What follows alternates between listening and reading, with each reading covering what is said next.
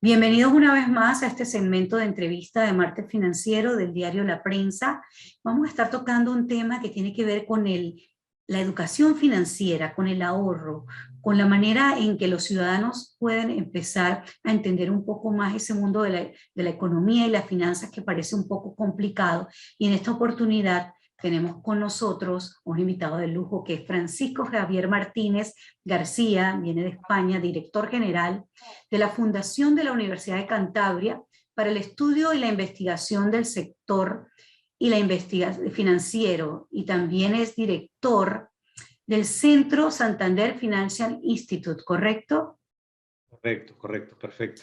Acaban de firmar ustedes un convenio con la Superintendencia de Bancos de Panamá para fomentar precisamente la educación financiera, ese capítulo que está pendiente en que todos los ciudadanos puedan entender sus finanzas, cómo hacer presupuestos, cómo llevar a cabo sus cuentas de ahorro, cómo manejar sus tarjetas de crédito. ¿De qué se trata este convenio y cómo puede ayudar a la inclusión financiera? Perfecto, Keila. Mire, lo cierto es que para nosotros es una gran satisfacción y estamos encantados de poder estar aquí en Panamá y tener esta cooperación que vamos a desarrollar con la Superintendencia de Bancos del país. Sobre todo porque nuestra fundación abarca, como la identificaba por su nombre, cualquier temática en relación con el mundo de la banca y de las finanzas, del sector financiero. Pero dentro de esa temática para nosotros ha sido siempre un tema prioritario el tema de la educación financiera para la población en general, para la sociedad. Porque creemos, como usted señalaba, que es un elemento clave para que las personas puedan gestionar bien su economía, sus finanzas, su patrimonio y todas las decisiones que tomen en ese ámbito, que nos condicionan mucho a todas las personas, las tomen con buena información. Y eso requiere que estén bien preparados y, por lo tanto, educados en los distintos temas que están en torno a esas decisiones. Entonces, como digo, para nosotros siempre ha sido un tema prioritario. No solo para nosotros, evidentemente, como dice, es algo de interés general y es algo que en todos los países, evidentemente, muchos actores del ámbito económico están poniendo foco en esa cuestión. Y particularmente los reguladores, evidentemente, y por lo tanto, pues en este caso la superintendencia, en el caso de España, por ejemplo, el Banco de España o la Comisión Nacional del Mercado de Valores. Bien, el caso es que nosotros en España, pues desde hace ya unos años, nuestros reguladores pusieron ese foco y generaron toda una estrategia de educación financiera para el país, pensando en muchos sectores del ámbito de las personas, pero sobre todo en la gente joven, en el ámbito educativo, en la gente de los menores. Y entonces se generó un programa que se llama Finanzas para Todos, propiciado por el Banco de España y la Comisión Nacional del Mercado de Valores. Para poder llevar adelante esa estrategia, lo que ha hecho el regulador en nuestro país, y evidentemente porque está en el marco de la propia Unión Europea y se hace también desde esa óptica regional, ¿no? que nos toca a nosotros, lo que ha hecho es buscar colaboradores, diferentes actores en el ámbito educativo, en el ámbito del sector, en el ámbito empresarial, en cualquier tipo de ámbito que estén dispuestos o que hagan desarrollo de programas de educación financiera. Y ahí nos ha encontrado a nosotros. Nuestra fundación, como digo, tiene ese foco como uno de los elementos clave y llevamos desarrollando desde el 2012 un programa de educación financiera que se denomina Finanzas para Mortales, ¿no? Entonces, a través de ese programa, nosotros desarrollamos toda una serie de acciones que permiten educar a la población en general. Siempre buscando el que tengan conocimiento y estén bien informados para sus decisiones y siempre buscando algo que usted señaló antes, que permita que eso no haga exclusión de las personas, o sea, que las personas no se encuentren siempre, diríamos, fuera del terreno de juego, sino que estén perfectamente dentro del terreno de juego. Y en el ámbito de nuestro día a día, en el terreno de juego, los elementos financieros, económicos, son muy importantes porque nos ponen mucho en riesgo si no actuamos debidamente. Entonces, Y es en en el ese terreno en caso el que de actuamos Panamá, y ahí ¿cómo van a estamos. aplicar este programa de finanzas para mortales sabiendo que todos tenemos un tiempo en esta vida y tenemos que llevarla adecuadamente, inteligentemente, sobre todo nuestras finanzas, para no dejar deudas a otras personas, ¿no? ¿Cómo se van Correcto. entonces a Sí. aplicar estos programas a Panamá? Pues mire, lo cierto es que en Panamá la propia superintendencia ya ha diseñado una estrategia de educación financiera y está en esa línea. Evidentemente, para poder desarrollarla, como en todos los países, se buscan alianzas y se buscan experiencias, buenas prácticas para poder llevarlas a cabo. Y es ahí donde nosotros estamos en este momento posicionados. Esto es, a través de la firma del convenio, cooperando con la superintendencia en cómo desarrollar esa estrategia. ¿Qué significa eso? Que vamos a poner a disposición de esa estrategia y de la superintendencia y de todo el conjunto de alianzas que la superintendencia haga para llevar a cabo la estrategia de educación, vamos a poner a disposición nuestros recursos, nuestra experiencia, nuestros programas educativos, algunos presenciales, otros virtuales, cómo hemos organizado toda la manera de acceder a distintos colectivos, colectivos muy variados, y cómo en cada caso hemos encontrado una realidad a la que hemos tenido que hacer frente de una manera concreta para ver en qué medida en la Estrategia Nacional de Educación Financiera de Panamá ese tipo de actuaciones encajan o hay que adaptarlas, etc. O sea, vamos a hacer una cooperación acompañando y estando presente para poder, lógicamente, apoyar con los recursos, apoyar con la experiencia y acompañar en la ejecución cuando así se nos pueda plantear y demandar, y estaremos encantados. En los años que tienen ustedes investigando todo esto del sistema financiero y la educación, ¿cuáles son esas carencias que han visto ustedes en la población del manejo de sus finanzas?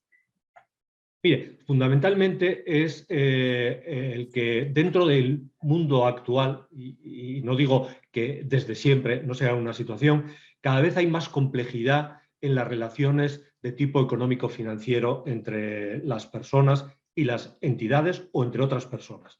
Esto es, hay cada vez más entidades que están actuando en el sector que ya no son los bancos tradicionales, pues estamos hablando de determinados operadores que prestan dinero a la gente, hay productos cada vez más diferentes y más complejos, porque evidentemente la realidad cambia y entonces se dan respuestas ante esa realidad poniendo un producto financiero que no es la clásica cuenta corriente o que no es el clásico préstamo para la hipoteca, cada vez pueden ser más complicados. Y luego hay ahora, últimamente, un elemento clave, que es un elemento tecnológico, la digitalización.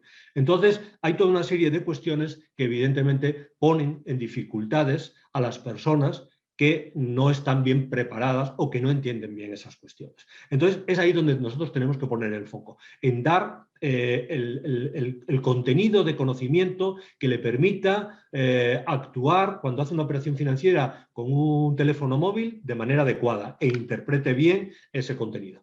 El que cuando le ofrezcan un producto sepa qué consecuencias tiene, como bien decía antes, en cuanto a compromisos futuros. ¿A qué me estoy arriesgando? ¿Qué significa cuando me dicen que la tasa de interés es tal o cual? ¿Qué va a pasar luego si yo no puedo cumplir con mis compromisos? ¿Qué posibilidades tengo de tal? ¿Cómo me informa quien me ofrece ese producto de manera adecuada? Esa persona es un profesional que me va a informar bien, es un profesional que dentro del sistema le han reconocido para que actúe conmigo de una manera adecuada.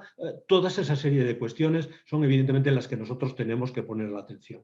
Entonces, ámbito de conocimiento mismo, ámbito de relación, ámbito de tecnología. En todo ese mundo tenemos que ir dando, diríamos, vamos a llamarlo, píldoras de conocimiento que permitan ser asumidas por las personas para tener cada vez mayor capacidad de toma de decisiones informadas y adecuadas. Vemos que en el mundo financiero también hay muchas personas que no están bancarizadas y que Correcto. enfrentarse, digamos, a decisiones difíciles en el sistema financiero puede ser incluso catalogado como alguien analfabeto, que no sabe muy bien hacia dónde ir, qué productos usar, cómo ir hacia una bancarización adecuada. ¿Cuáles son esas orientaciones y recomendaciones que ustedes dan para que esas personas que no tienen productos financieros puedan tenerlo y de manera amigable y responsable? Pues mire, yo creo que ahí la actuación está en una doble dirección. Por parte de lo que serían actores como nosotros, que venimos del mundo de la educación, del mundo de la universidad, del mundo del conocimiento, llamémoslo así, el poder facilitar determinada estructura que les permitan acceder a ese conocimiento y por lo tanto puedan estar más preparados para enfrentarse a aquello que venga, sea lo que sea. ¿Eso qué significa? Que tenemos que identificar, por una parte, el tipo de conocimiento. Segundo, cómo poder estructurarlo para poder transmitírselo a las personas. Cómo identificar a esas personas en cuanto a sus peculiaridades, qué perfil hay.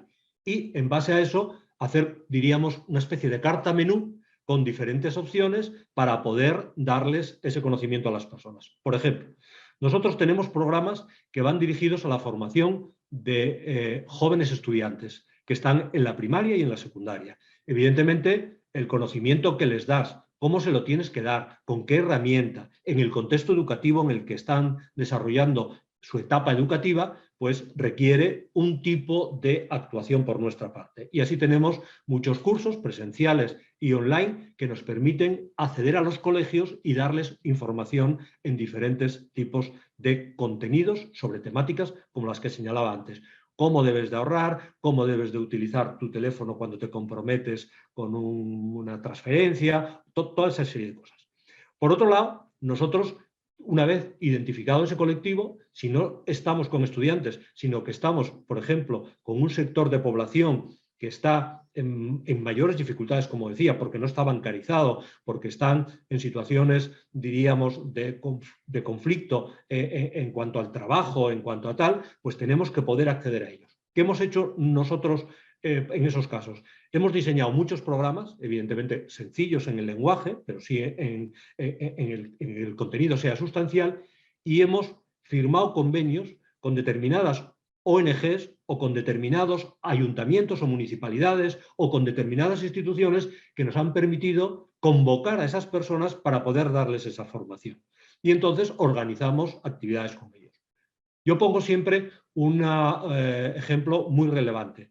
Nosotros, en línea con muchos municipios, hemos firmado convenios con organizaciones de consumidores. Las organizaciones de consumidores suelen estar bastante estructuradas, por lo menos en España así es. Y entonces íbamos a las sedes de las organizaciones de consumidores a darles formación sobre consumo responsable, sobre la gestión de su presupuesto, etcétera, etcétera. Pero también firmamos un convenio con una ONG, con una asociación, con una fundación que es del Secretariado Gitano. Y entonces a determinados colectivos de una etnia determinada con singularidades y peculiaridades hemos ido a darles también contenido informativo en el mismo sentido. O por ejemplo, el último que hemos firmado y que estamos desarrollando como experiencia piloto. Hemos firmado con el Ministerio del Interior de España, con la Secretaría de Instituciones Penitenciarias, con la Dirección General de Instituciones Penitenciarias, y estamos dando formación, educación financiera a personas privadas de libertad en las cárceles. Entonces, hemos hecho un programa específico, estamos en 4 prisiones de España y estamos acompañando, evidentemente, junto con los funcionarios de las prisiones, a aquellas personas privadas de libertad para darles conocimiento en cómo pueden manejar sus finanzas, tanto en la situación en la que están como cuando salgan, evidentemente, en libertad. O sea, el campo es muy variado, en el mundo universitario, en el mundo del emprendimiento, etc. Entonces, diríamos, tenemos que tener la capacidad de identificar la necesidad de un colectivo y cómo a poder apoyar con el contenido de educación financiera que precisa para su propia necesidad y para su toma de decisiones. Hablaba hace un momento de las finanzas y la tecnología. En una era en la que con la pandemia se aceleró tanto las soluciones digitales, las personas no querían hacer transacciones en contacto, sino sin contacto. ¿Qué tendencias ve usted a futuro y que pueden entonces tomarse esa educación financiera para impulsar más la digitalización? Bien, yo creo que tiene mucha razón. Se suele decir una expresión, ¿no? La digitalización y la telemática en nuestra vida diaria pues ha venido para quedarse. No solo porque ya venía, quiero decir, de los últimos años el componente tecnológico ha avanzado muchísimo y formaba parte de nuestra vida cotidiana, sino que las circunstancias de la pandemia evidentemente han acelerado ese proceso en muchas ocasiones. Entonces, en todos los órdenes de la vida, el componente telemático, informático, digital, el componente de la tecnología está cada vez más presente y es más fuerte. En nuestro campo de la educación financiera, pues evidentemente también, igual que en la educación en general, en el mundo universitario, en el mundo de la enseñanza básica, etcétera, cada vez evidentemente hemos tenido que dar clases telemáticamente a nuestros alumnos que no podían estar presencialmente en nuestras aulas. Bien, pues en nuestro ámbito de educación financiera lo mismo. Tenemos que utilizar esa tecnología para poder acceder a dar el conocimiento a las personas con las que no podemos tener actividad presencial. Así, mucha de nuestra formación la hemos digitalizado y, por lo tanto, la tenemos a través de canales que no nos impiden el actuar, aunque no haya presencialidad. Y luego, entre el contenido sustancial de la propia formación que damos, que es la educación financiera, el elemento tecnología está presente. O sea, es como una herramienta a sí misma para la propia actuación financiera de las personas. Hablábamos antes, y lo decía usted, cómo pago algo, pues hoy aporto el móvil o tal, pero no quiero sacarme el dinerito y ponerlo ahí en la mesa con la persona, etc. Entonces, tenemos que educar también en la parte tecnología, con lo cual sustancia, contenido, conocimiento y también herramienta tecnológica para que se pueda perfectamente actuar. Porque si damos el conocimiento y no conocen la tecnología, si le tienen miedo a una app de una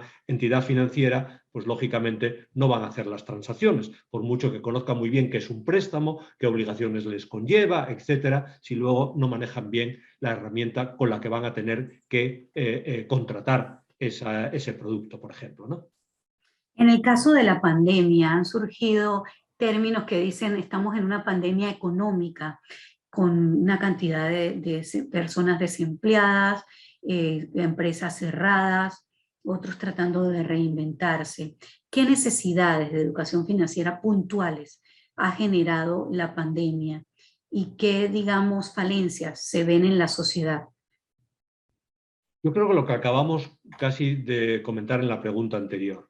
O sea, evidentemente, por una parte, una situación como la que hemos vivido en todos los países y en todas las sociedades ha hecho que muchas personas estuvieran en una dificultad para poder sostenerse día a día. Y por lo tanto, entre las muchas dificultades que tenían era cómo tener recursos para subsistir, incluso. O sea, cómo tener fuente de ingresos, porque habían quedado desempleados, etc.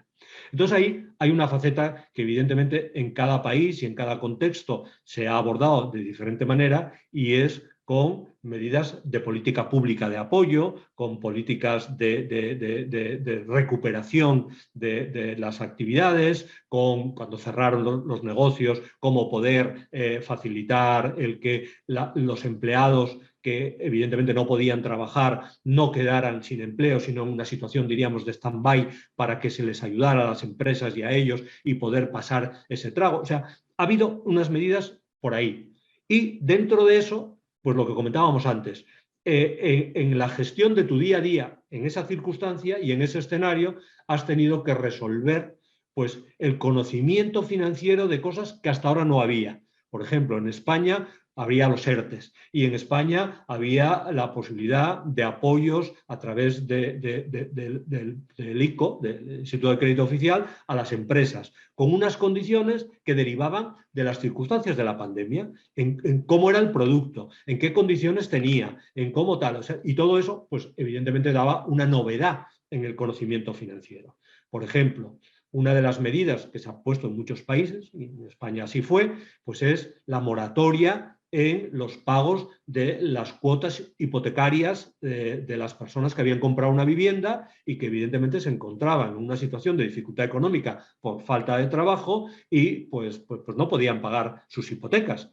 ¿Qué pasa cuando uno no paga la hipoteca? Que se puede llegar a una situación de que te embarguen tu propiedad y que la vivienda sirva de garantía para la deuda que tenías contraída. Bueno, pues si eso se frena, si se para, porque no puedes en una situación como la pandemia, que todos los que han tenido dificultades para tener ingresos regulares y tenían un modo de vida, diríamos, al día y no pueden pagar su hipoteca, pues que de repente pues, les desahucies y les quites la cara. Entonces, ha habido que poner unos aspectos de actuación puente durante esa época, y eso ha conllevado el que a los propietarios de las viviendas pudiera dárseles unas ayudas que compensaran el que no recibían el importe de la cuota correspondiente, porque claro, si el que tiene la hipoteca no paga, el que tiene que recibir la parte correspondiente no tiene ese ingreso y en su actividad, la que sea, si es una entidad financiera, pues también tiene dificultades. Entonces, todo eso generó unos nuevos instrumentos, unas nuevas maneras de hacer, amparadas por una normativa específica, extraordinaria, y lógicamente ahí hubo aspectos de contenido que hubo que explicar desde un punto de vista de educación financiera. Claro, porque es que mucha gente opta por productos y no se leen las letras pequeñas que llaman. Correcto. Entonces terminan desconociendo que el hecho de estar en una moratoria no implica que más adelante te puedan ejecutar algún tipo de garantía. En este sentido, van a tener ustedes 3 años de convenio en Panamá con la Superintendencia de Banco, en el cual van a incluir ese know-how, ese conocimiento de educación financiera que han aplicado en España para traerlo a Panamá. ¿Qué otras particularidades y beneficios traerá este acuerdo? Bueno, pues yo creo que junto con esa experiencia, el acompañamiento a lo largo de esos 3 años de cómo vaya evolucionando las necesidades y la situación, nos irán haciendo que los dos, ambos aliados, estemos dispuestos a enfrentarnos a una necesidad, o un problema, si lo queremos llamar así, problema por necesidad, y a una solución. Y por lo tanto, yo creo que ahí vamos a hacer cosas incluso para nosotros mismos novedosas, o sea, trabajar de una manera conjunta en cómo solucionar determinadas cuestiones. Repetimos en un par de ocasiones el tema de la digitalización. Eso, ya dijimos, vino para quedarse y por lo tanto va a ser un elemento presente cada vez más a lo largo del tiempo. Por lo tanto, seguramente a lo largo de estos 3 años, cuestiones de la digitalización vayan a estar muy presentes en nuestro trabajo.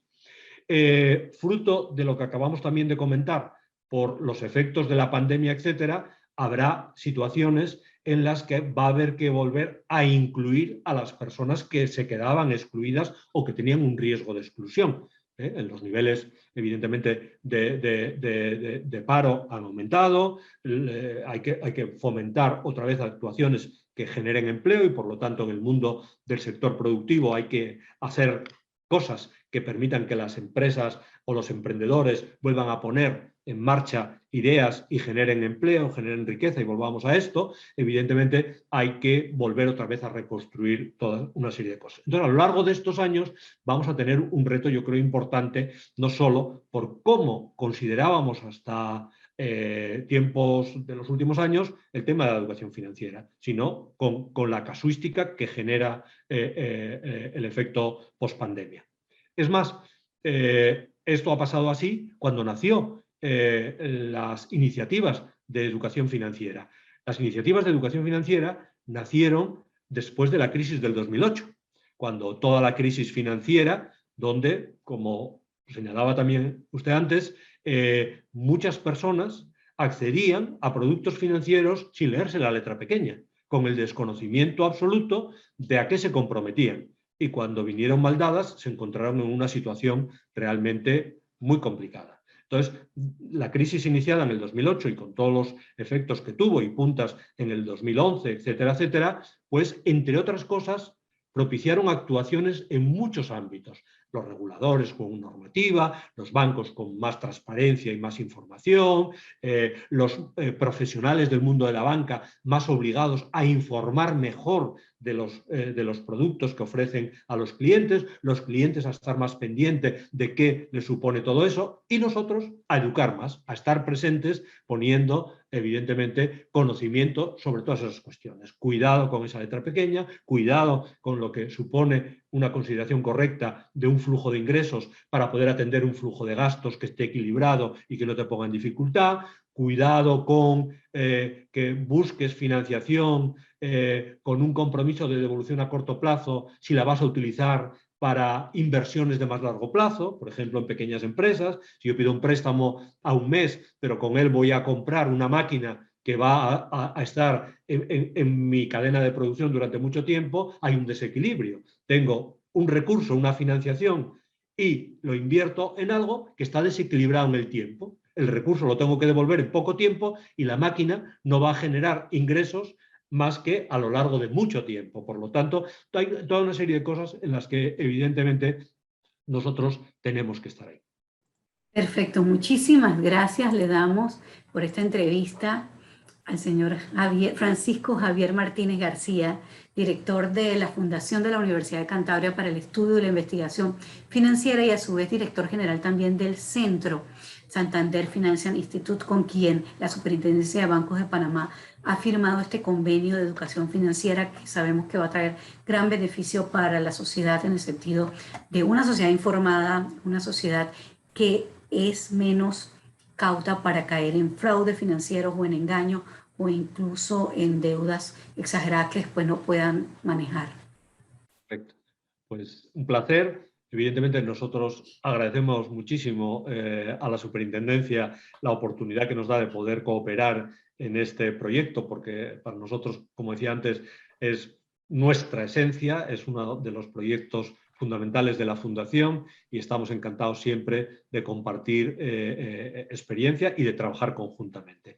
Y muchas gracias a usted, Keina, por este ratito de poder platicar sobre estas cosas tan importantes en sí mismas, pero que hay que concienciar muy bien a la población en general de esa importancia para que entre todos nos comprometamos, seamos cómplices de hacer las cosas cada vez mejor.